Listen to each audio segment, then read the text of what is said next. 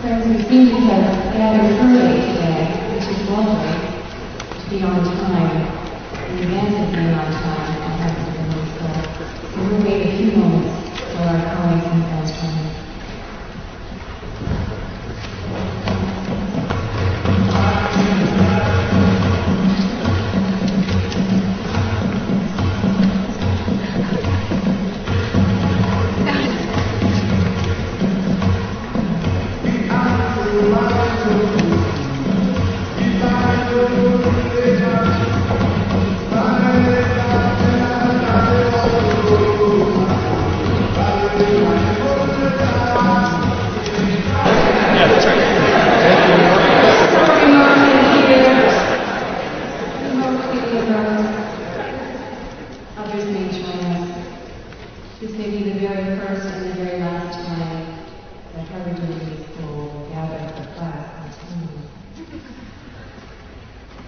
Friends, on the brink of this new year, let us be extravagant and rest.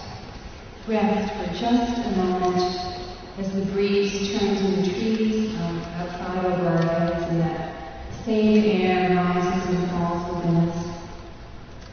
In silence for just a moment, let's rest together in that breath that binds us to all of creation and to one another. Strangers, many of us now, but soon, miraculously soon, colleagues, mentors, students, and friends. So let's rest in silence for just a moment.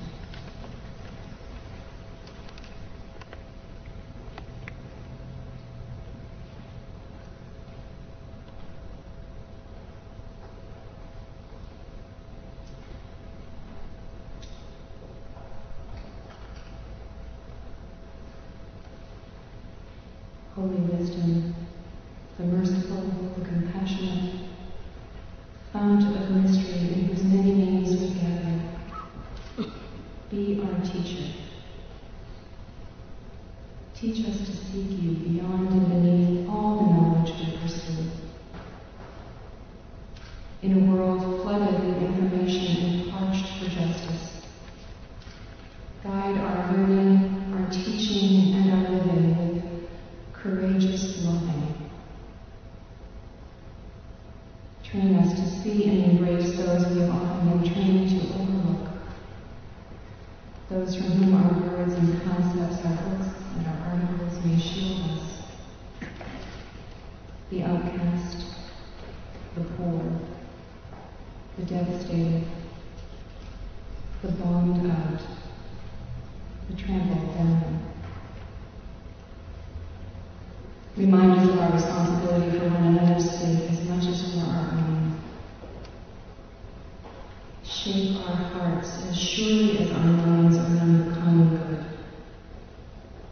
And help us to find what is most good in all that is most common.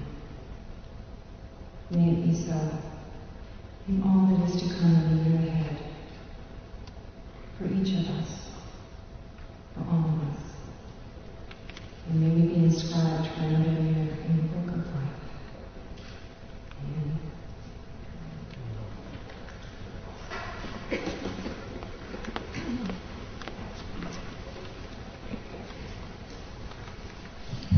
Good afternoon. It's my pleasure to welcome you all for Convocation. I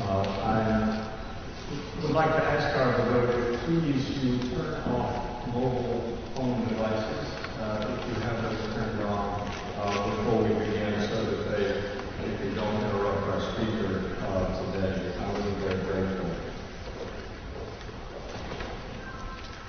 It is a great pleasure to be able to welcome you all to the beginning of the 192nd year of Harvard Divinity School's academic work and the beginning of the 372nd year of this university's existence and work. This convocation seems to be, I think, the sole surviving member of its species among the activities of the 9 faculties at Harvard. And so I have to think that we're at least symbolically today calling into formal existence the new academic year for all of the university with this formal gathering of ours. I would venture that the 21st century itself is already in need of, at least in a few places, bit of archaic formality and venerable academic practice and tradition in the face of the already too rapidly accumulating chaos and disorder that the initial years of this century seem to be witnessing. So I welcome you to the ancient and traditional practice of convoking an academic community to mark and bless a new annual round of classes and learning in this oldest of American institutions of higher learning. In particular, I want to welcome those of you who are new to these halls, streets, and walkways in Cambridge. Those who are beginning their courses of study here this bright autumnal third week of September 2007. You have come to us from all points of the compass and all sectors of the globe, and we rejoice in your impressive accomplishments in the past, your promising talents for the future, and your enthusiasm for a new intellectual venture. We will all be better teachers and mentors because of all the new ideas and questions and experiences that you will bring to us as you join us as our colleagues and accomplices in the incomparably wonderful work of intellectual exploration that we are so fortunate to share together here. And given the age of Harvard itself, you actually are not very much newer than anyone else, any of the rest of us here. We, in fact, are all, to use good, time-tested religious language, we are all sojourners together here in this academy. I, of course, want to welcome also my faculty and staff, colleagues, and friends, our returning students who have been here before and are definitely not new, and all of the friends, family members, and perhaps even just simply curious onlookers who have gathered here to celebrate the beginning of the new term and the new year, and to hear the 2007 Convocation Address by our colleague and friend, Professor of South Asian Religions, Monius. Finally, I bring greetings and regrets from our Senior Vice Provost, Professor Evelyn Hammonds, who had planned to be with us until the last minute and was unable to do so. But it's now my pleasure to introduce to you the Dean of Students in Continuing Education here, Christopher Queen, who, by the way, is also a student and teacher of religion, who is going to bring us university greetings on behalf of the other parts of this great institution. Chris?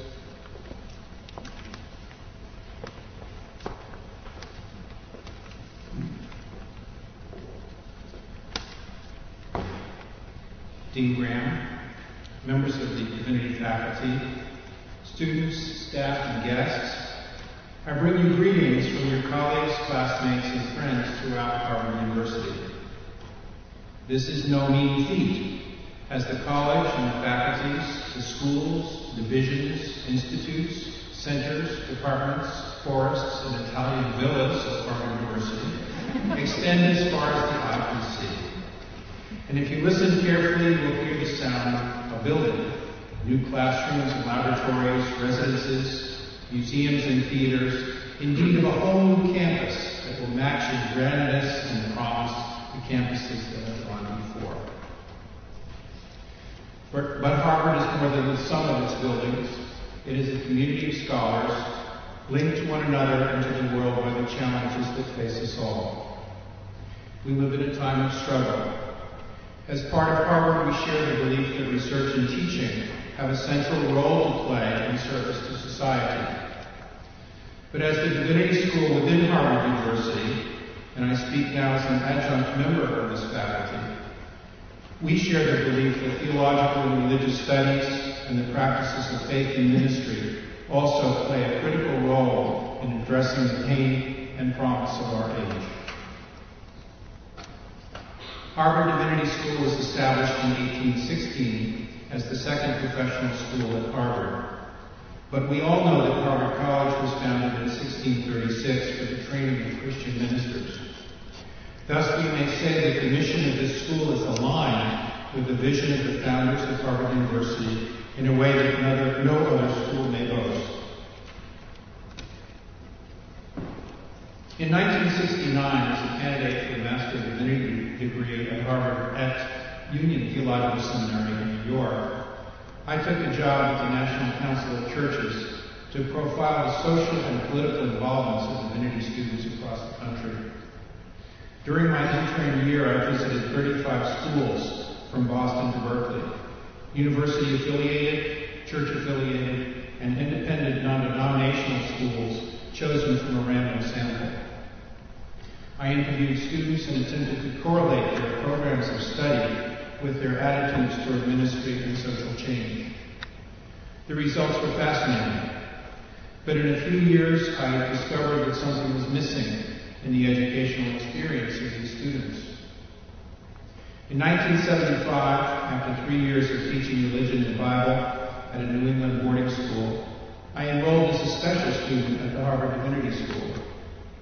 I found an immediate home at the Center for the Study of World Religions, where I rekindled an interest in Asian religions that began at Oberlin College a decade before, when an exciting young professor, Donald Swearer, introduced me to Buddhism.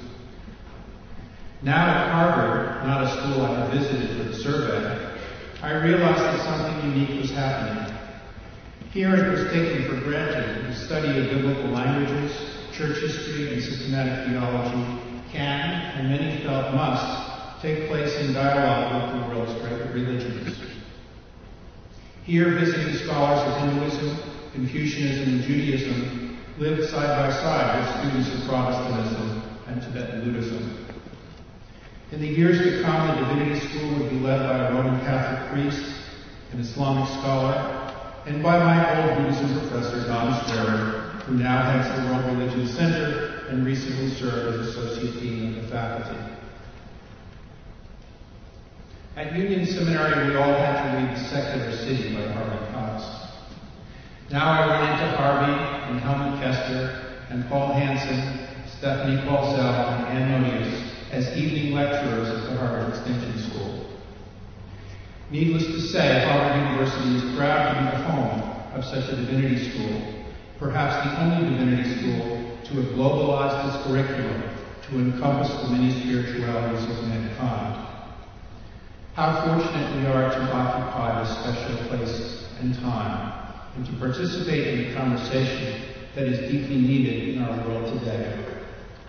I wish you all an exciting and productive year.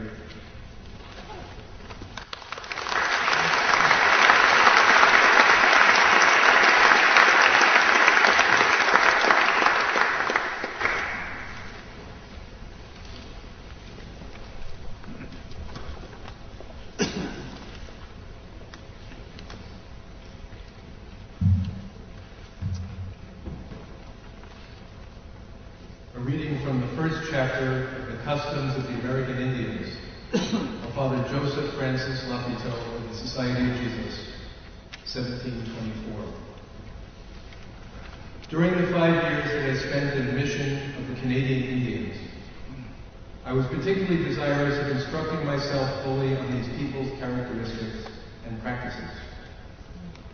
I did not limit myself to learning the characteristics of the Indians and informing myself about their customs and practices. Rather, I also sought in these practices and customs vestiges of the most remote antiquity. I read carefully the earliest writers who treated the customs, laws, and usages of the peoples of whom they had some knowledge. I made a comparison of these customs with one another. And I confess that if the ancient authors have given me information on which to base happy conjectures about the Indians, it is also true that the customs of the Indians have given me information on the basis of which I can understand more easily and explain more readily many things in the ancient authors. Perhaps by bringing my thoughts to light, I shall open to those interested in the reading of these authors some paths of investigation that they will be able to follow further.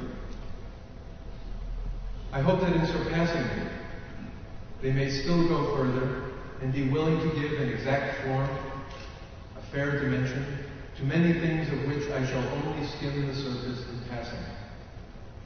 Some of my conjectures may appear light in themselves, but perhaps taken all together, they will make a whole, the parts of which will be held together by the connections obtaining among them. For it is not indeed vain curiosity and sterile knowledge that travel writers and those who like to read their works should propose for themselves as their goal. Rather, people should study customs in order to form customs. Everywhere there is something from which we can profit. The zeal for religion which requires missionaries to cross the ocean should also serve as a motive and direct their pen when in their leisure they work to bring to light the discoveries made beyond the seas and the knowledge they thereby require. The end of the reading.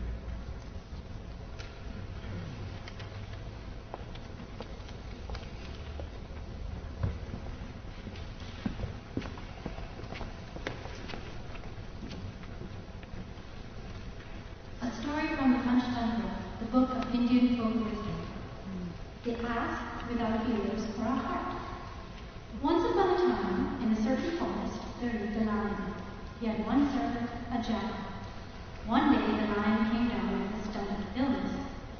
This sickness, the lion said to the jackal, can only be cured with a medicine consisting of the ears and the heart of an ass. So try your very best to bring me an ass. The jackal immediately obeyed. Coming near a city, he saw an ass belonging to a washerwoman. My friend, said the jackal to the ass, why are you so lean? The ass replied, every day I carry huge loads of clothes and get nothing to eat. Come, the jackal said, I will take you to a place you will think is a heaven, with woods and water and many she-asses. The ass agreed. So the jackal brought the foolish ass to the lion, and when he was in striking distance, the lion sprang upon him.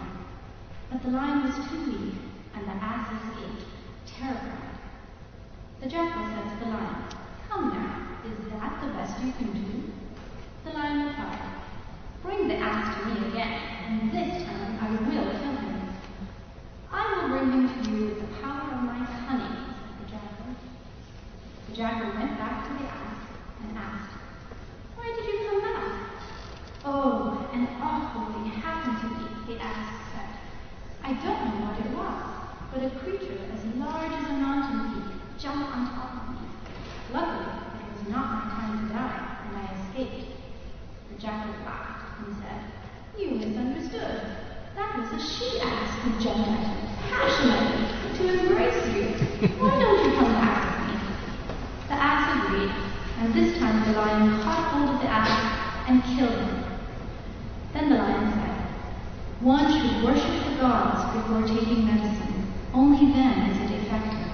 So watch over this ass while I do so. Now, once the lion had gone, the jackal became greedy and ate up the ears and the heart of the ass, thinking it was powerful medicine. When the lion returned, he looked at the ass and said, what happened? Where are the ears and the heart of the ass? The jackal replied, my lord, how can this fool have ears and a heart? Surely, if someone had ears and a heart, would he act like this? Thereupon the lion remained silent. As it is said, the very slips of the mind that we make, surely they serve to enlighten our minds. Like a fine medicine, they cure the minds of intelligent men who know the truth. Thank you.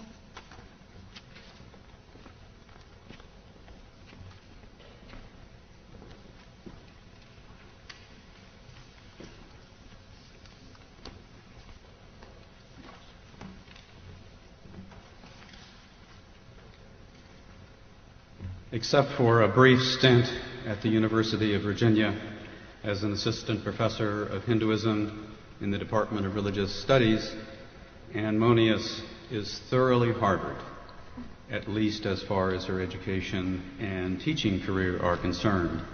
Those of you who know Anne Monius well might think that what I just said should be qualified precisely in that way. Anne has her A.B. summa cum laude from Harvard in 1987, her master's from Harvard in 1991, and her Ph.D. from Harvard in 1997.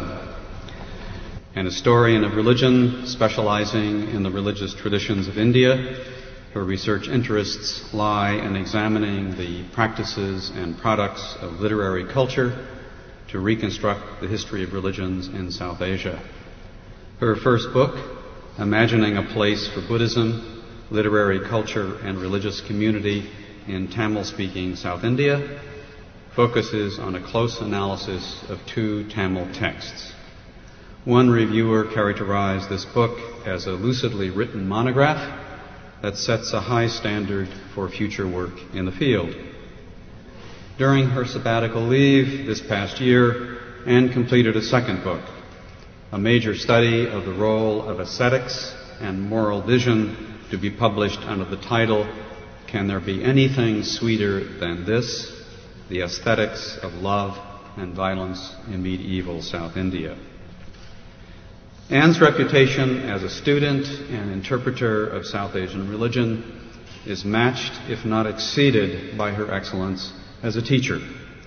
She covers a wide range of courses in Hindu traditions, Hindu ethics, comparative religious ethics, South Asian religious aesthetics, Hindu narrative literature, and Christianity in India. Her courses are much in demand by undergraduates, HDS students, and PhD candidates, and she is known as an exacting but selfless guide and mentor. This fall, Anne will be teaching a lecture course, Hinduism Through the Novel, and a seminar, Hindu Ethics. Given her research and writing program and heavy teaching load, one might have thought that Anne would have successfully avoided the demands of HDS committees and other institutional responsibilities. Such is not the case, however. This year, for example, Anne is acting chair of the Department of Indian and Sanskrit Studies and the undergraduate program of the Committee on the Study of Religion. One of Anne's great qualities, and perhaps one that allows her to multitask as well as she does, is her marvelous sense of humor, her acerbic wit, and her infectious laugh.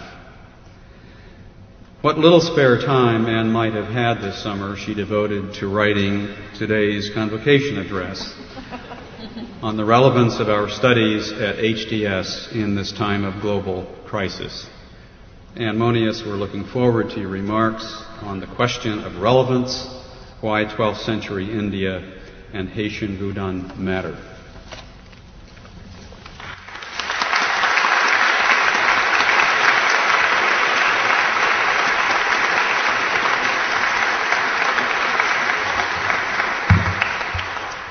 Thank you, Professor Swear, for that kind and generous introduction. I feel as though I should rip off my robe to reveal a Harvard t-shirt or something after that. It is truly an honor, a privilege, really, to welcome all of you, alumni, fellow faculty, friends, members of the administration, staff, students, and especially those students among you just beginning your academic programs here to the start of the new academic year. There are those, including myself on a bad day, who might find me an odd, even less than ideal choice of convocation speaker.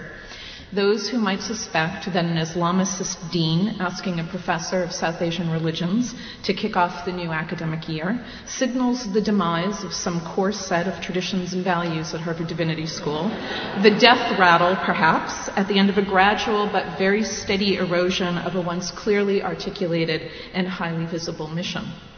Personally and unapologetically, I profess no particular set of beliefs nor engage in any practices that one could call by any stretch of the imagination religious. Even putting on this academic battle regalia twice a year makes me nervous. Worse still, perhaps, my intellectual pursuits focus on a time and place that most would call a bit remote from our own, the southern half of the Indian subcontinent of roughly a millennium ago. While this makes the detailed particulars of my research absolutely thrilling for 3 elderly professors at the University of Madras, even my own mother, bulwark of loving patience and endurance that she has been and continues to be, has a hard time getting past page 2 of anything listed on my CV. And I, of course, however, am not alone in this here at the Divinity School and in the wider university. Our course catalogs are every year rife with invitations to consider the antiquities of ancient Greece and Rome, the origins of Tibetan monasticism, the ritual practices of the Yoruba and the Voudou communities of Haiti, the Buddhist sacred mountains of Thailand, and the 7th century world of the Prophet Muhammad. Yet long gone are the days, if such halcyon days truly ever existed, where the intrinsic value of pursuing such interests, both individually and institutionally, went unquestioned.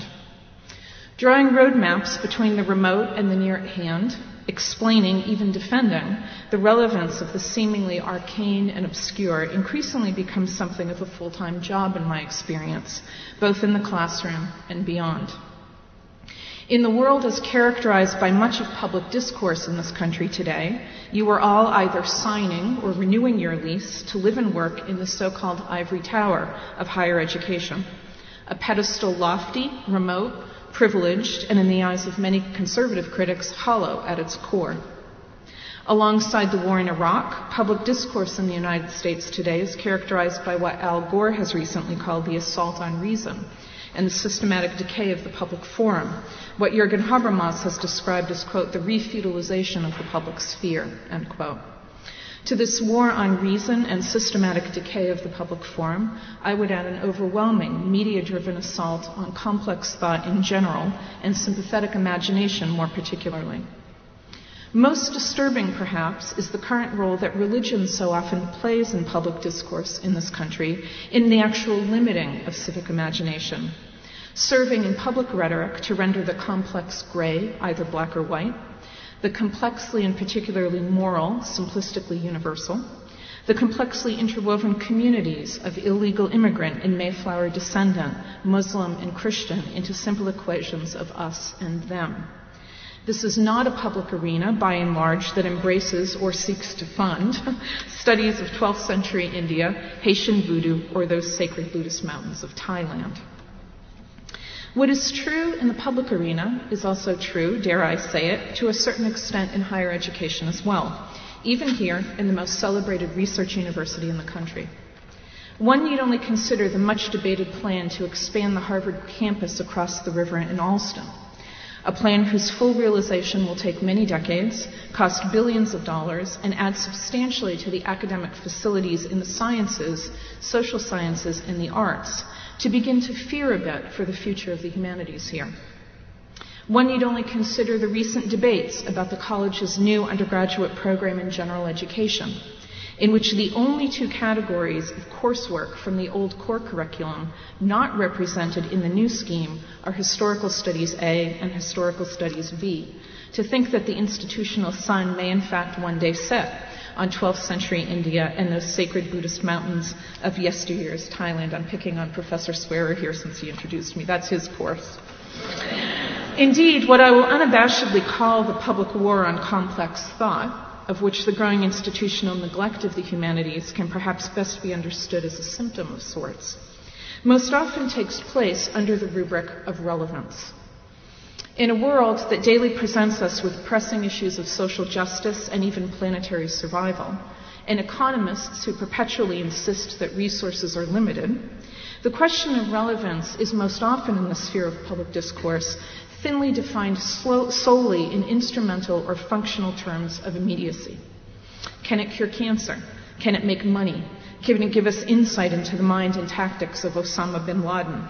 Can it reduce our collective carbon footprint? In the university setting, this instrumental view of relevance is increasingly heard in the student question. Will this course or this internship further my career goals? Will it speed the completion of my degree? For those of you in the doctoral programs, by the way, that last question's never a bad one. In our own faculty discussions here at the Divinity School, the issue of relevance has evolved in a slightly different direction, with an overwhelming emphasis, as far as I can discern, on the contemporary, in hiring new colleagues and offering courses that speak directly to the issues that demand our attention from the front pages of the New York Times. Yet is this all there is to relevance? In perusing our considerable course offerings, should you responsibly jettison any class that does not speak to contemporary issues or serve a particular real-world end that you pursue?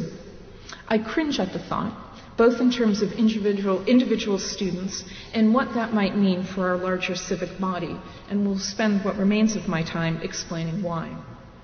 Whether we call it the assault on reason, the war on complex thought, or the demise of the civic imagination, it is our publicly impoverished notion of relevance that concerns me most as a powerful constraint, I fear sometimes the most powerful constraint today on our collective intellectual lives. What is relevant about what we do here at the Divinity School, even those at the more arcane end of the intellectual spectrum? How can someone like myself possibly defend that to which I devote most of my waking hours when I might be working on poverty alleviation in South Asia or somewhere closer to home, writing about social justice rather than the work of poets cremated more than 1,000 years ago? What makes 12th century India, or Haitian Voudou for that matter, relevant? Perhaps the most obvious answer is the one that underlies Centers for Interreligious Dialogue around the world, generated the explosion of introductory college courses on Islam after 9/11, was the inspiration of our own Center for the Study of World Religions, and is inscribed in the Divinity School mission statement released by the Dean this past summer, which reads, quote, "An exemplary scholarly and teaching community requires respect for and critical engagement with difference and diversity of all kinds," end quote. The world, as we know, is a complex and diverse place. Put bluntly, the more we come to understand about those who live outside our own particular orbits, the less likely we are to fear them, loathe them, or mow them down with assault rifles. This approach to the question of relevance also often includes a distinctly historical component, offering various interpretations of the adage, "Those who do not know their history are doomed to repeat it." Colin Murphy's recent book entitled Are We Rome, for example, makes a compelling case that the United States eerily follows the patterns of Rome's transition from republic to empire, and we should take heed lest we follow it into demise. In my field of South Asian religions, the case for studying Hinduism would include the fact that Hinduism is no longer a religion tucked 10,000 miles away safely from our shores, where it can be ignored, but a vital and growing part of the American religious landscape. To learn something about Hinduism is to learn something about your neighbor, your coworker, your new son-in-law. This is both an extremely valuable and urgently needed understanding of relevance, but I believe it to be simply the tip of the iceberg. Beyond providing a foundation for mutual understanding and respect, immersion in the world of the other, whether it be geographically, temporally, ideologically, culturally, socially, or economically remote from our own, also provides critical perspective on the familiar and the near at hand. It is this point that informs the requirement of our new MDiv curriculum, for example, that you take at least 2 courses in a tradition outside your own. The great medieval devotional mystics of India whom I study all insist in their poetry that it is not simply the encounter that matters, but the way in which the encounter returns you to your own world with new questions, fresh vision, renewed purpose. I grew up resenting every minute of my childhood spent in Roman Catholic Mass. Sorry, Frank. Only after 2 decades of studying South Asian religions, reflecting on the intellectual allure for me of Hindu ritual, iconography, and literature, have I recovered any patience, interest, or insight into the religious lives of my extended family. We all live, obviously, in the contemporary world, moving in our own orbits and communities large and small. But how many among us have the perspective on the contemporary, on the here and now, that can only come with knowledge from something beyond the now and the near? Where do new ideas, new angles of interpretation, fresh insights into one's own world and circumstances come from? Many of the most productive, I would argue, emerge from careful consideration of the questions others have posed, the ways in which others in time and space have thought about what it means to be a human being living in diverse landscapes fraught with tension, disagreement, and uncertainty. Since I have about 10 minutes left and tenure, however, I'm not going to stop there. With the ways in which studying the other both builds a foundation for mutual understanding and leads one to look back on one's own tradition and circumstances from a fresh perspective. My colleague in East Asian Studies, Michael Pewitt, who himself works on the philosophical and religious texts of ancient China, according to student reports, opens the first lecture in his introductory course by pounding the lectern and shouting, "Take these texts seriously and they will change your lives." What he means, I suspect, is that the content of the seemingly obscure and arcane also matters. That we can actually learn something important, something significant, something real, in terms of ideas, methods, values, theorizations, human facts, if you will, from even the most remote time and place. In stark contrast to the impression one gets reading pronouncements from Washington or tuning into Fox News, religious thinking and practice has, for so much of human history, been the very place where Michael Moore's central question in his recent documentary, Sicko, "Who are we?" in all its permutations and ramifications, has been worked through not only in times of quotidian calm, but in situations of juncture, crossroads, and crisis. In the study of religion, one so often encounters human beings in extremis, at their most confused, their most panicked, their most depressed, their most traumatized, their most emotionally overwrought, and their most profoundly reflective. One need only take a course or two at Harvard Divinity School to realize that our postmodern, post-colonial world has no monopoly on confusion, fears of relativism, stumbling answers to the question of what we must or should do, worries about loss of faith, shoddy ritual practice, community breakdown, violence, wars, technology, even globalization, and the other suddenly brought near. Smart people asking important questions should always demand our attention, no matter how far removed from our own particular set of temporal, geographical, and socio-political circumstances they may appear to be. When I look to my own field of pre-modern South Asian studies, I see theories that join ritual and epistemology, ethics and aesthetics, polity and society, from which we can only learn. As a friend on the staff here recently pointed out to me, 1,000 years before George Orwell's Animal Farm, Sanskrit literary culture produced a substantial body of highly sophisticated political criticism through talking animal stories that combined scathing critique with both humor and high art. I spent much of the past year on sabbatical working on the relationship between ethics and aesthetics in a collection of medieval South Indian texts. Time and time again, I was struck by the presence of something never theorized and in fact hardly even mentioned in modern Euro-American conceptions of religion, namely humor. In sharp contrast to our assumptions of the religious as the somber and the serious, I have come to see through this material how humor might be theorized as an explicitly religious value, as something that distances one from the particular here and now. When you laugh at something, you set yourself apart from it, and allows one to pursue something beyond the overbearing force of the immediately present. How might the inclusion of humor as a central feature of religion help us to re-theorize religion more expansively? That's a topic for another day, maybe another course at some point. But perhaps the ways in which humor critically distances one from immediate and overwhelming particulars might help us to begin to understand why more and more Americans get their news from Jon Stewart and Bill Maher.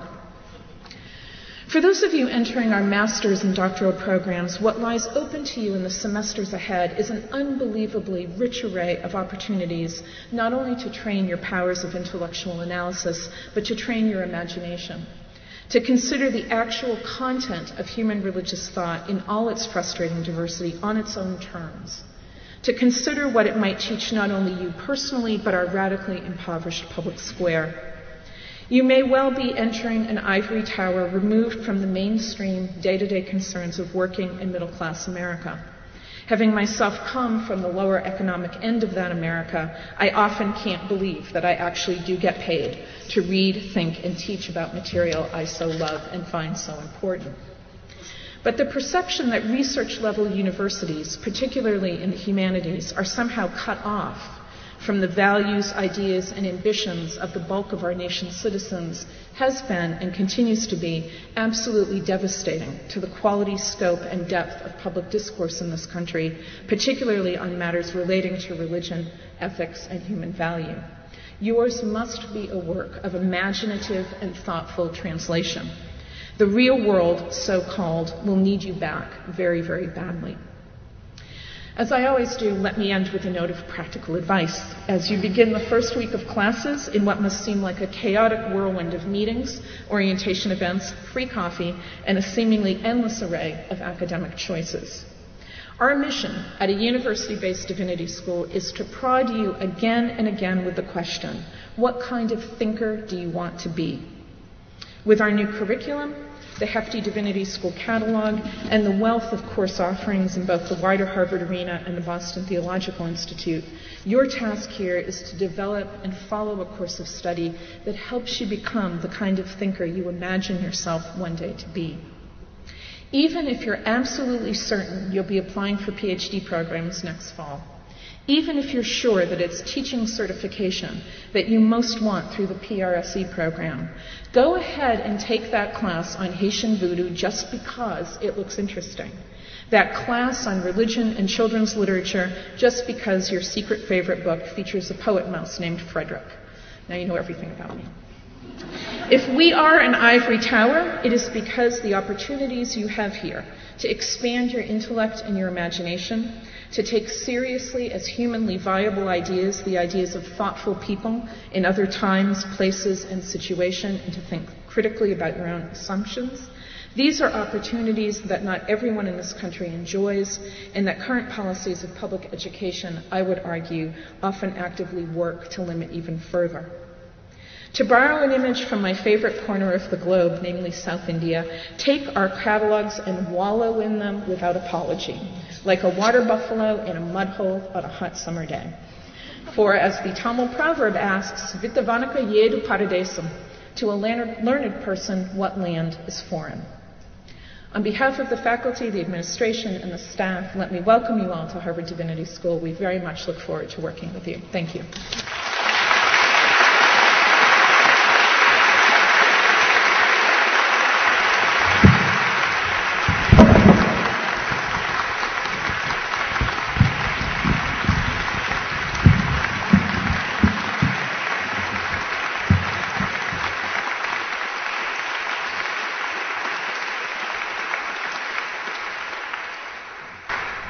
Now I have the pleasure to bring our meeting to a close here, but to invite everyone, not simply students and faculty, but everyone assembled here, to join us over on the lawn at Andover Hall for a reception with good things to eat and drink. So you're all welcome to walk over and join us there, where we will have another moment at least of quiet and conversation and pleasure before plunging back into the second day of classes tomorrow. So thank you all for being with us. The meeting is adjourned.